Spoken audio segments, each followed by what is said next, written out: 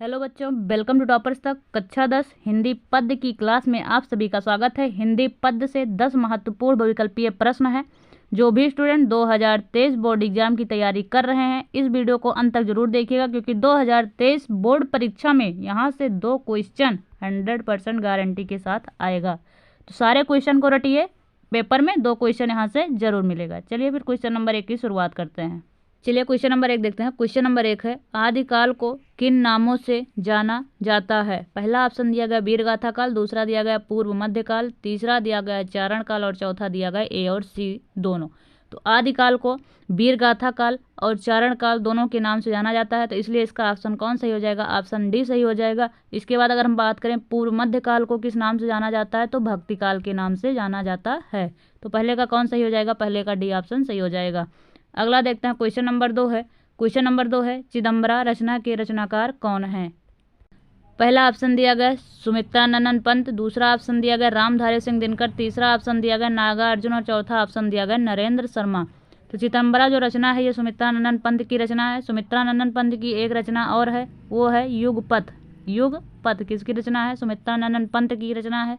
रामधारी सिंह दिनकर की कौन सी रचना है? उर्वशी। ये बहुत इंपॉर्टेंट है कि उर्वशी रचना किसकी है? रामधारी सिंह दिनकर की। इसके बाद अगर हम बात करें नागार्जुन की कौन सी रचना है, तो नागार्जुन की है युगधारा। नागार्जुन की कौन सी रचना है? युगधारा। और नरेंद्र शर्मा की रचना है प्लास वन किसकी है? नरेंद्र शर्मा की। तो 2 का कौन सा सही हो जाएगा? 2 का ये ऑप्शन सही हो जाएगा। क्वेश्चन नंबर 3 देखते हैं। क्वेश्चन नंबर 3 क्या कह रहा है? निम्न में से सुभद्रा कुमारी चौहान की कौन सी रचना है? पहला ऑप्शन दिया गया प्रेम वाटिका, दूसरा ऑप्शन दिया गया मुकुल, तीसरा ऑप्शन दिया गया कीर्तलता और चौथा ऑप्शन दिया गया नरसिंह जी का मायरा। तो सुभद्रा कुमारी चौहान की जो रचना है वो है मुकुल। सुभद्रा कुमारी चौहान की एक रचना और है, वो है वीरों का कैसा हो बसंत। ये भी किसकी रचना है? सुभद्रा कुमारी चौहान की रचना है। इसके बाद अगर हम बात करें प्रेम वाटिका, ये किसकी रचना है? तो प्रेम वाटिका है रस खान जी की रचना है। किसकी है? रस खान जी की रचना है। इसके बाद अगर हम बात करें कीर्तलता किसकी है? तो विद्यापति की है। किसकी? विद्यापति की रचना है। इसके बाद नरसिंह जी का मायरा, ये किसका है? तो ये मीराबाई की रचना है। किसकी? मीराबाई की। तो 3 का कौन सा सही हो जाएगा? 3 का बी ऑप्शन सही हो जाएगा। अगला देखते हैं क्वेश्चन नंबर 4। क्वेश्चन नंबर 4 क्या कह रहा है कि खुशबू के शिलालेख किस युग की रचना है? पहला है भारतेंदु युग, दूसरा है आधुनिक युग, तीसरा है छायावादी युग और चौथा है प्रयोगवादी युग। तो खुशबू के शिलालेख जो है ये आधुनिक युग की रचना है। आधुनिक युग की रचना है। किसकी? आधुनिक युग की। तो 4 का कौन सही हो जाएगा? 4 का बी ऑप्शन सही हो जाएगा। क्वेश्चन नंबर 5 देखते हैं। क्वेश्चन नंबर 5 क्या कह रहा है? निम्न में से रीतकालीन कवि हैं। पहला ऑप्शन दिया गया श्रीधर पाठक, दूसरा ऑप्शन दिया गया मैथिली शरण गुप्त, तीसरा ऑप्शन दिया गया रामदास त्रिपाठी और चौथा ऑप्शन दिया गया केशव दास। तो रीतकालीन कवि हैं केशव दास जी। इसके बाद अगर हम बात करें श्रीधर पाठक, मैथिली शरण गुप्त और राम नरेश त्रिपाठी, ये किस कवि, ये किस कालीन के हैं? तो द्विवेदी युग के कवि हैं। ये द्विवेदी युग के कवि हैं। इसके बाद अगर हम बात करें श्रीधर पाठक की कौन सी रचना है? तो श्रीधर पाठक की रचना है हेमंत। इसके बाद मैथिली शरण गुप्त की रचना है भारत भारती और दूसरी रचना इन्हीं की है साकेत। ये 2022 में पूछा गया था साकेत किसकी रचना है? तो मैथिली शरण गुप्त की है। एक रचना इनकी और है यशोधरा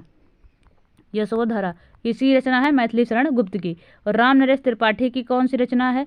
राम नरेश त्रिपाठी की रचना है मानसी, स्वप्न और पथिक किसकी रचना है? राम नरेश त्रिपाठी की। तो 5 का कौन सा सही हो जाएगा? 5 का डी ऑप्शन सही हो जाएगा। अगला देखते हैं क्वेश्चन नंबर 6 है।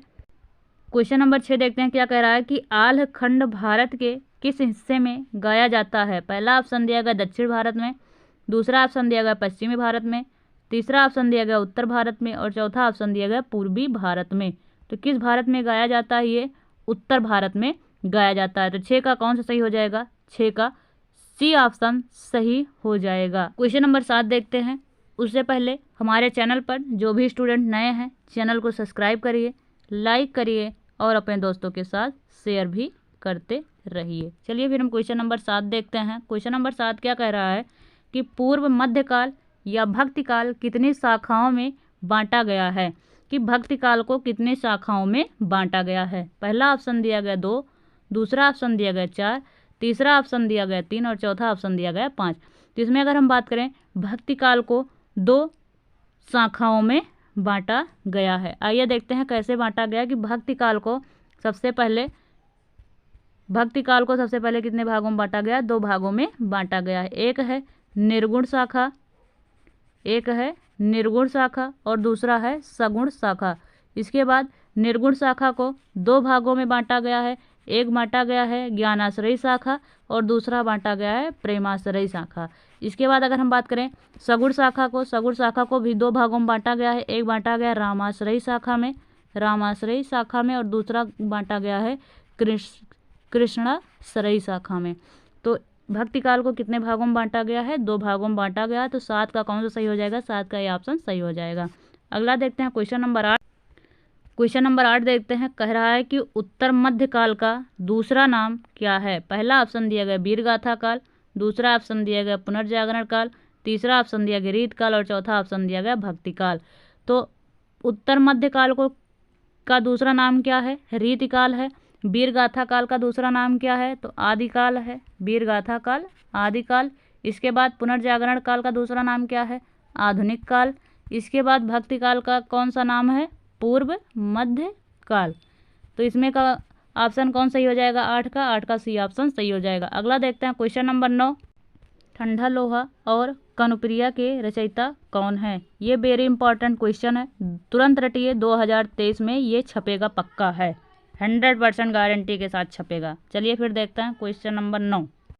इसमें पहला ऑप्शन क्या दिया गया है? पहला ऑप्शन दिया गया मतिराम, दूसरा ऑप्शन दिया गया धर्मवीर भारती, तीसरा ऑप्शन दिया गया केशव और चौथा ऑप्शन दिया गया भूषण। तो इसमें ठंडा लोहा और कनुप्रिया जो रचयिता हैं इसके कौन है? वो है धर्मवीर भारती। धर्मवीर भारती की एक रचना और है, उसका क्या नाम है? अंधा युग। इसके बाद अगर मतिराम की बात करें तो मतिराम की कौन सी रचना है? ललित ललाम। किसकी रचना है? मतिराम की। केशव की कौन सी रचना है? केशव की है रामचंद्रिका।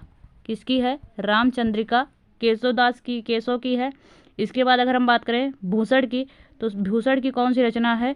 शिवराज भूषण इनके नाम से इनकी रचना है। इसके बाद 9 का कौन सा सही हो जाएगा? देखें तो 9 का बी ऑप्शन सही हो जाएगा। अगला देखते हैं क्वेश्चन नंबर 10। क्वेश्चन नंबर 10 क्या कह रहा है कि माखनलाल चतुर्वेदी की रचना कौन सी है?